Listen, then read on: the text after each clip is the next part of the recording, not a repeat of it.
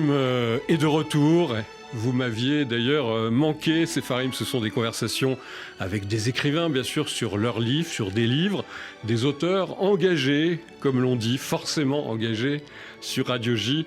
Et celui que nous recevons aujourd'hui ne déroge pas à la règle. Richard Malka, bonjour. Bonjour. Merci d'être avec nous. Alors, comme on dit, on ne vous présente plus, mais on va quand même le faire aujourd'hui. Vous êtes né en 1968, vous êtes avocat, romancier, auteur aussi de bandes dessinées, donc essayiste. Vous êtes issu d'une famille juive d'origine séfarade, comme on dit, originaire du Maroc. Ça, c'est quelque chose qui vous tient à corps. Vous disiez que vous avez une sorte de trois cultures, juive, arabe, française. Oui, c'est une évidence pour moi, en fait. Je suis né dans ce milieu-là, ces références culturelles-là, ces références culinaires, cette langue-là, l'arabe que j'ai toujours entendu chez moi. Donc ça fait partie de mon ADN. Alors c'est pas la première plaidoirie que vous faites sur ces questions. Vous essayez d'expliquer ce qui se passe, de défendre une haute idée de la liberté d'expression. Pour autant, quand vous êtes posé la question de ce procès d'appel, vous dites: mais finalement, qu'est-ce que je peux rajouter de plus? Qu'est-ce que je vais plaider dans cette affaire? Alors oui, pourquoi plaider? Forcément, j'ai tellement plaidé depuis 15 ans sur toutes ces questions-là, sous tous les angles possibles, historiques, philosophiques, juridiques, sociologiques, idéologiques. Pourquoi plaider une fois de plus? Je l'ai plaidé dans Charlie Hebdo, je l'ai plaidé dans Mila, je l'ai plaidé dans 150 affaires en réalité. Donc il y a un moment, on se demande à quoi ça sert.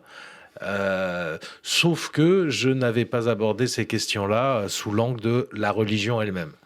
Mais c'était très compliqué, d'abord parce que c'est délicat, oui. Parce qu'en l'occurrence, il faut parler d'islam, parce qu'ensuite, il y a un corpus de connaissances à acquérir qui est colossal, oui. Avant de pouvoir s'exprimer et proposer une grille de lecture. Et que c'est des mois de travail, des mois de travail avec des islamologues, de lecture, Alors des islamologues qui sont vivants, que vous citez d'ailleurs dans ce livre. Oui. Et puis ensuite, il faut y aller. Donc effectivement, comme avocat de Charlie Hebdo non musulman, oui. C'est assez curieux de faire 1h30 d'exégèse de l'islam. Mais j'ai considéré que si je ne le faisais pas, alors je ne serais pas allé au bout des choses, au bout de ma démarche. On parle un peu d'explication de vos plaidoiries. Ça a commencé trilogie, par oui, trilogie. C'est une ça a trilogie. commencé par les caricatures 2007, le procès fait à Charlie Hebdo. Ensuite, ça a été votre livre La liberté d'emmerder Dieu, si Absolument. je me souviens bien. Le droit d'emmerder Dieu. Le droit, exactement. Et traité sur l'intolérance, Richard Malka. On rappelle à nos auditeurs. Et vous êtes sur Sepharim aujourd'hui, sur Radio J. Vous êtes bien sûr l'avocat de Charlie Hebdo depuis 1992. D'ailleurs, on dira pour l'anecdote, votre premier procès, c'était sur un dessin de Riss, qui est aujourd'hui directeur de publication. Absolument. Et vous avez obtenu la relaxe de Charlie Hebdo. Donc vous gagnez aussi des procès. On les a beaucoup gagnés. Oui, c'est vrai. En fait, j'arrive au moment où... c'est une parenthèse enchantée pour la liberté. Au moment où la jurisprudence devient de plus en plus protectrice de la liberté d'expression, jusqu'à accepter des transgressions. Je me suis inscrit dans ce mouvement-là et j'ai beaucoup plaidé pour des dessins qui allaient loin et ont gagné le plus souvent, effectivement. Et aujourd'hui, on sent qu'il y a un retour. Alors, pas jurisprudentiellement, heureusement, oui. La justice tient bon, mais les dessins sont contestés. Alors, ça, on l'a vu encore une fois récemment avec un dessin de Charlie sur la Turquie, oui. Sur le séisme. En fait, on ne les comprend plus, on les décontextualise, on leur fait dire ce qu'ils ne disent pas, et puis ça s'enflamme sur les réseaux sociaux. On comprend rien à rien, mais on y va de sa petite phrase pour contester et pour menacer. Mais Richard Malka, c'est difficile. Il faut avoir une certaine culture, finalement, de la bande dessinée, de la satire, qui apparemment pas donnée à tout le monde. Non, mais c'est toujours mieux d'avoir un peu de culture, et même sans culture, de réfléchir avant de s'exprimer. Mais c'est pas ce qui se passe sur les réseaux sociaux. D'abord on insulte et puis après on réfléchit. En général, d'abord on insulte et puis après on réfléchit toujours pas. Donc oui, c'est inquiétant. Ouais, c'est une sauvagerie, en fait. C'est une régression. C'est une régression de la pensée, de la raison, vous publiez un dessin pour dire bah voilà les Turcs n'ont même plus besoin d'envoyer des chars pour écraser les Kurdes. Il y a des tremblements de terre et on vous dit que ce dessin en fait c'est horrible parce qu'on se moque des victimes du tremblement de terre. Sauf qu'il veut pas dire ça.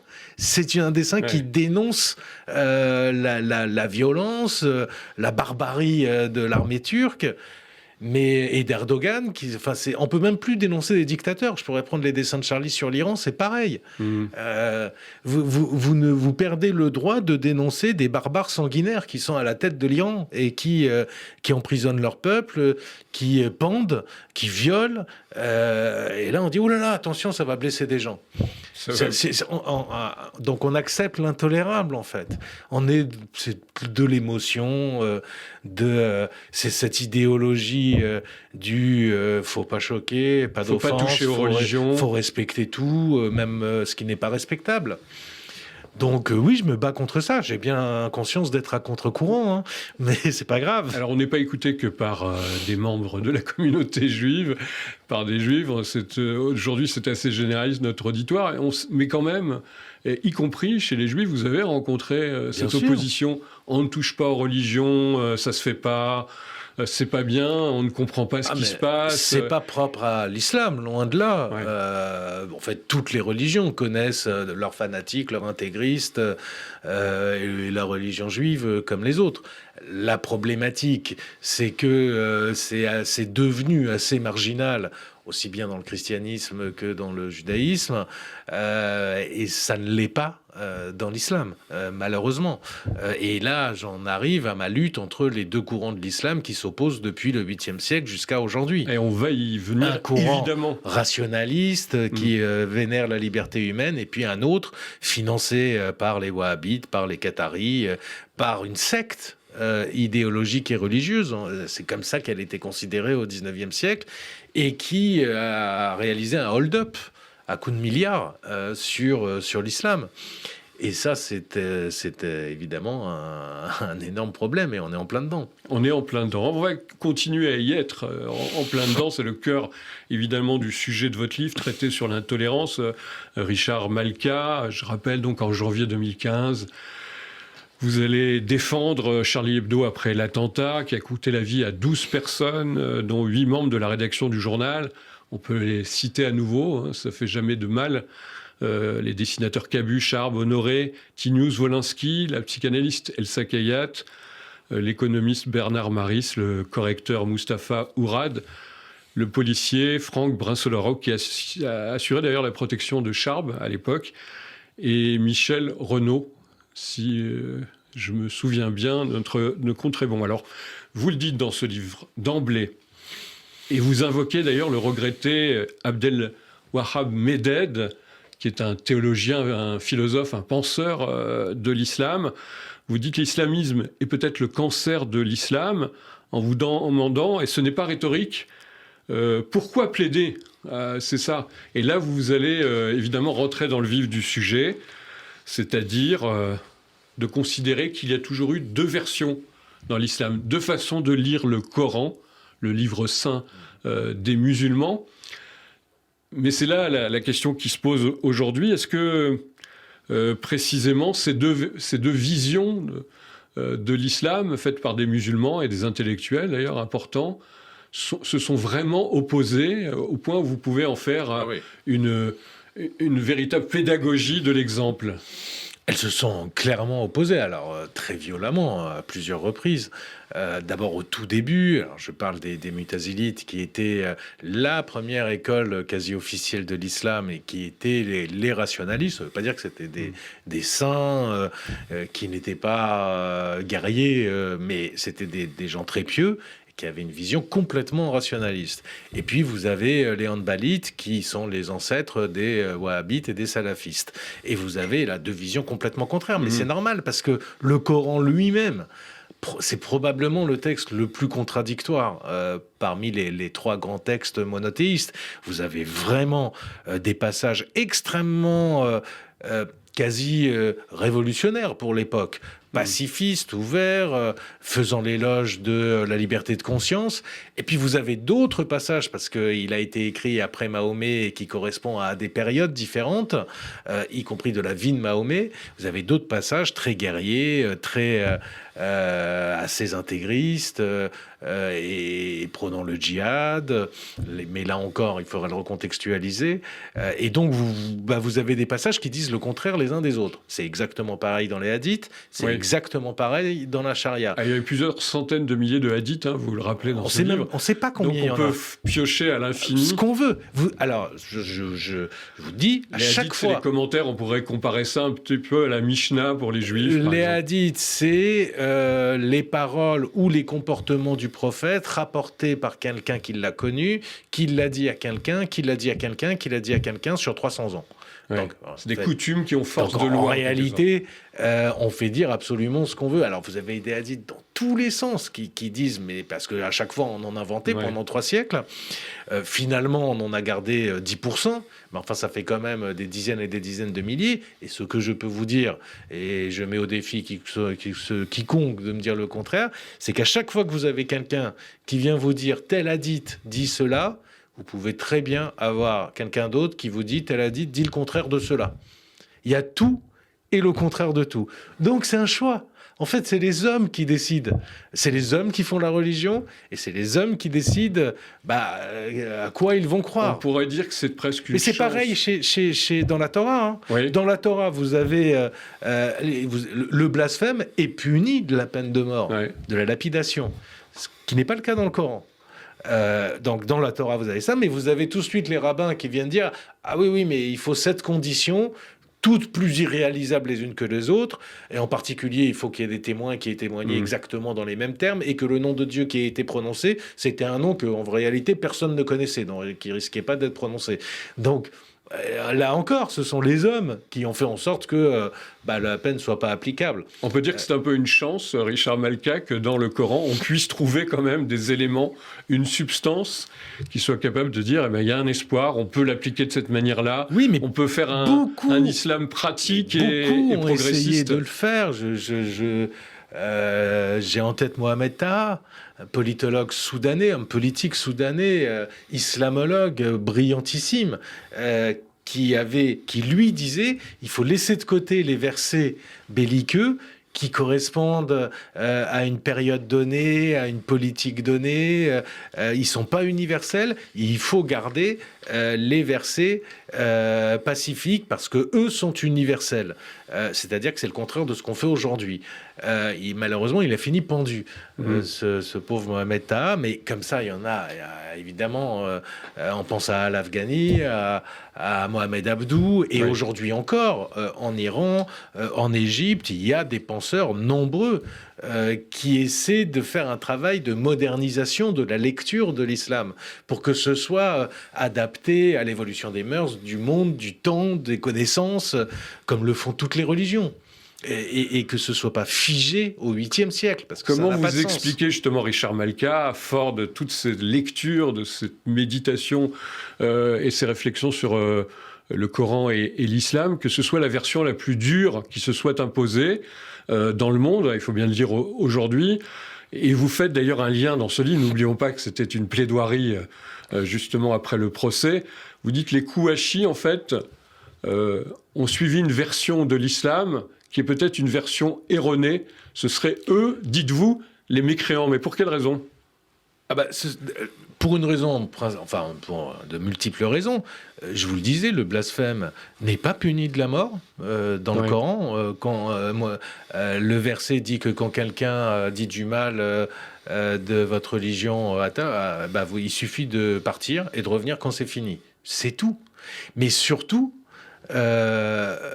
il y a un principe fondateur dans le Coran qui est que le châtiment appartient à Dieu. La vengeance, c'est Dieu qui l'exerce, c'est au ciel que ça s'exerce, c'est pas les hommes. Dieu a le monopole de la vengeance. Et donc les Kouachi font exactement le contraire de ce qu'il y a dans le Coran. Ils volent une prérogative de Dieu. Et je fais une exégèse du verset de l'épée, qui est le verset qui parle de djihad, mais qui là aussi est interprété absolument n'importe comment. Oui, le djihad qui peut se voir un peu comme une teshuva dans certaines exceptions, un retour sur soi de la religion. Si on fait cette comparaison avec le judaïsme. Nous sommes en compagnie, c'est l'émission Sépharim de Richard Malka, l'avocat qui se bat et se traiter sur l'intolérance. Alors on va marquer une toute petite pause musicale pour respirer un peu sur ces sujets quand même assez durs. Ça nous amène à Wonderful Life de Cathy Melua. To see again, the sunshine fills my head, and dreams hang in the air.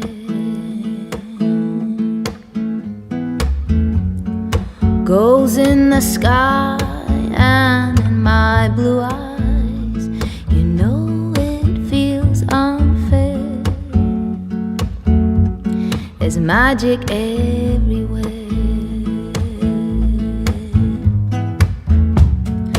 Look at me standing here on my own again. I'm straight in the sunshine. No need to run and hide. It's a wonderful, wonderful life. Eh oui, c'est la très belle voix de Cathy Melua, Wonderful Life. On est en compagnie de Richard Malka qui apprécie ce morceau. Parce qu'il ne faut jamais oublier que la vie doit rester merveilleuse et nous donne 1000 occasions par jour d'être joyeux. C'est ma religion, il faut rendre hommage à la vie. Voilà la religion de la joie, la simra, de la joie importante, c'est vrai. On parle de sujets qui sont difficiles, le Coran, l'islam, le fait que ce soit la version la plus dure du Coran qui soit appliquée aujourd'hui dans le monde. On a parlé bien sûr de ces différences difficiles à tracer entre l'islam et l'islamisme. Et on le disait juste avant la pause, dans votre plaidoirie, le traité sur l'intolérance, vous dites que le Coran en tant que tel ne pose pas plus de problème. Dites-vous que la Torah, par exemple, la Bible juive, c'est un texte plus violent, mais le dire c'est ça, Richard Malka, ne vous promet pas la mort, même quand vous critiquez les évangiles ou la Torah, c'est autre chose. Vous pouvez critiquer les évangiles autant que vous voulez, vous pouvez critiquer la Torah autant que vous voulez, en dire des horreurs, ce qu'a d'ailleurs fait Theo Van Gogh, qui est à l'origine un peu de toutes ces affaires-là. Et vraiment, ce qu'il disait était d'une très grande violence et d'une très grande vulgarité. Au pire, vous risquez un procès. Oui. Malheureusement, l'histoire prouve que quand on fait la même chose sur l'islam, c'est pas qu'un procès. C'est le moins qu'on puisse dire. On ne va pas rappeler que vous, comme beaucoup d'intellectuels ou d'hommes publics, sont surveillés chaque jour, sont protégés chaque jour par la police. C'est une réalité dont on parlait notamment avec l'imam de Drancy il y a quelques jours sur notre antenne. Alors l'évolution de l'islam est négative, vous le dites dans le livre, mais malgré tout des signes d'espoir.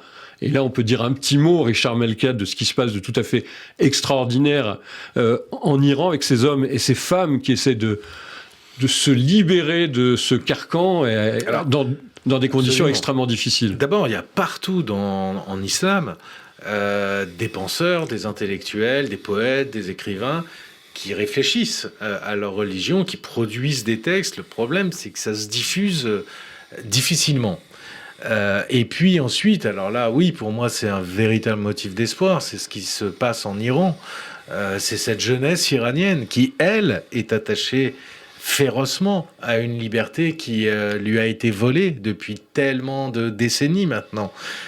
Et cette jeunesse-là, elle montre l'exemple du courage, l'exemple, et elle montre un espoir, parce qu'un jour ou l'autre, elle l'emportera.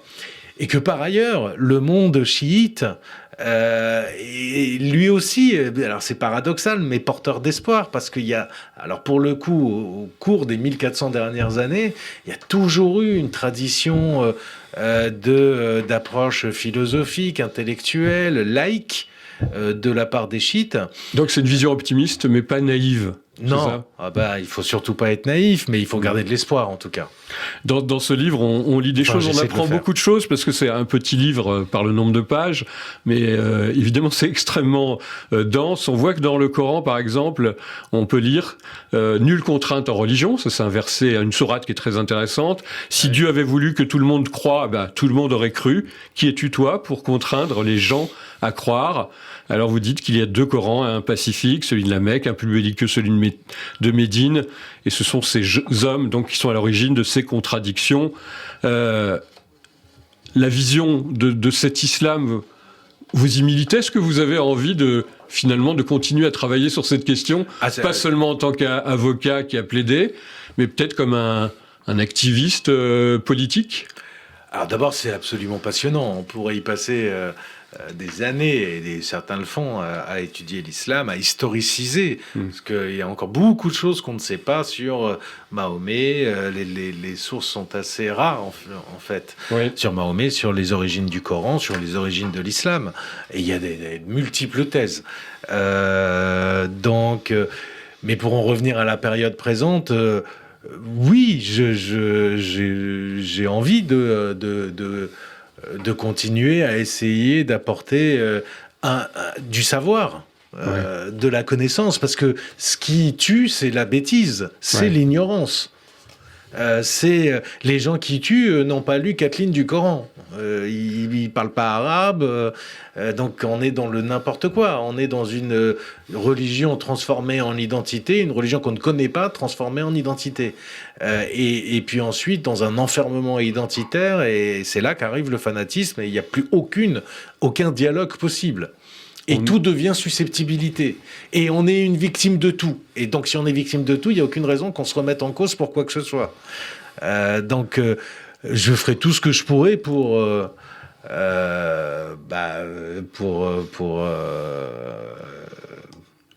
faire avancer ces idées. Pour transmettre des connaissances. Transmettre des connaissances, permettre d'échanger, de comprendre, de s'exprimer.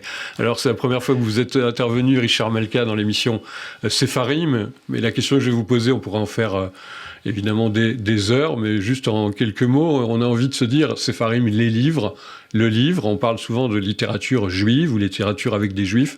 C'est quoi le livre qui vous a le plus marqué, soit d'un auteur juif ou dans la littérature juive?